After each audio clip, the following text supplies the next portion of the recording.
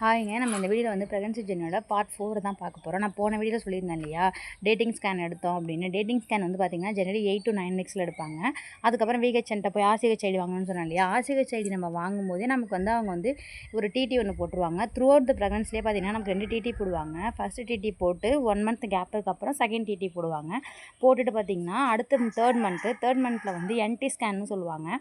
இது வந்து எப்போ எடுப்போம் அப்படின்னு பார்த்தீங்கன்னா 13 to 14 வீக்ஸில் எடுப்பாங்க. ப்ரெக்னன்சி ஜெர்னியை பொறுத்தளவுக்குமே வீக்ஸ் தான் டாக்டர்ஸு நர்சஸ் எல்லாருமே நமக்கு ஃபாலோ பண்ணுறது. நாம தான் மந்த்ஸ் யூஸ் பண்ணுவோம். ஆனால் ஹாஸ்பிட்டலை பொறுத்தளவுக்கு வீக்ஸ் தான் யூஸ் பண்ணுவாங்க. அந்த ஸ்கேனில் பார்த்திங்கன்னா குழந்தைக்கு ஏதாவது குரோமோசோமல் அப்நார்மலிட்டிஸ் இருக்கா அப்படிங்கிறத அந்த ஸ்கேனில் வந்து ஃபைண்ட் அவுட் பண்ணி சொல்லிடுவாங்க. இருக்கா இல்லையா, இருந்துச்சுன்னா இருக்குதுன்னு சொல்லிடுவாங்க. அடுத்து பார்த்திங்கன்னா நமக்கு வந்து அந்த ஸ்கேனில் வந்து ப்ளசண்டா வந்து ஃபார்ம் ஆகிருக்கும். ப்ளசண்டா வந்து ஆன்டீரியர் ப்ளசண்டாவா போஸ்டீரியர் ப்ளசண்டாவா அப்படிங்கிறதும் ஃபார்ம் ஆகிருக்கும். அதையுமே நமக்கு சொல்லிடுவாங்க. லோ லேயிங் ப்ளசண்டா இருந்தால் அப்போ மட்டும் கொஞ்சம் பெட் ரெஸ்ட் எடுக்கணும் அப்படின்னு டாக்டர் அது வந்து அட்வைஸ் பண்ணுவாங்க. அதுபடி அதுக்கப்புறம் நம்ம அப்போயுமே அடுத்து ஆஸ் யூஷுவல் எப்போதும் போல் நமக்கு வந்து அதே ப்ரொஜெஸ்ட்ரான் டேப்லெட்டும் ஃபோலிக் ஆசிட் டேப்லெட் தான் கண்டினியூ பண்ண சொல்லுவாங்க. இங்கே இன்கேஸ் வாமிட்லாம் இருக்குது அப்படின்னா வாமிட் நாசியா டேப்லெட்டும் கொடுப்பாங்க. அடுத்து என்ன வீடியோ நடந்துச்சுன்னு அடுத்து சொல்கிறோம். ஓகே, டாட்டா, பாய்.